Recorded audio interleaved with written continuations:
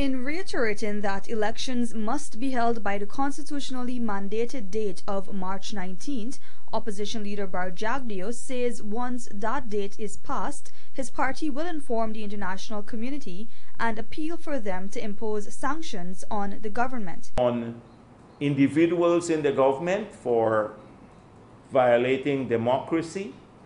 I saw the president himself speaking about this in 2014. There is a video clip where he talks about what will happen in Guyana if we didn't uphold democracy and the Constitution. In 2014, remember when they filed their no confidence motion. Govt says the coalition government is placing Guyana's future in jeopardy since people's livelihoods could be harmed once these international sanctions take effect. It would be their fault, no one else's.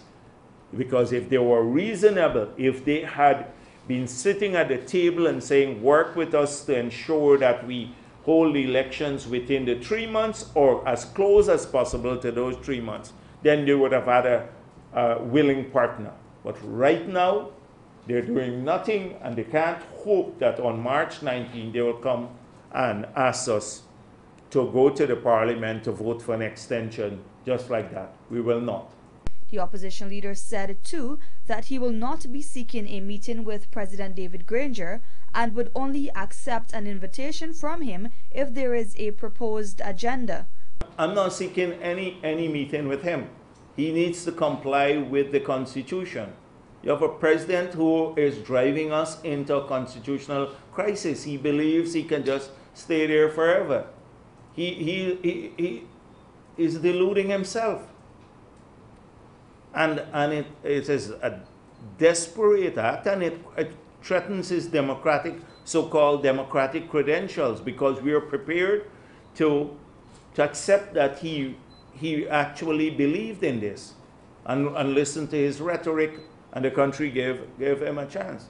As it relates to the application to the Court of Appeal for a stay of the Chief Justice's decision that the cabinet stands resigned, Govt said he is not confident that it will be granted. Meanwhile, no decision has been made on a timeline for elections, as commissioners from both government and the opposition have not been able to end the current deadlock.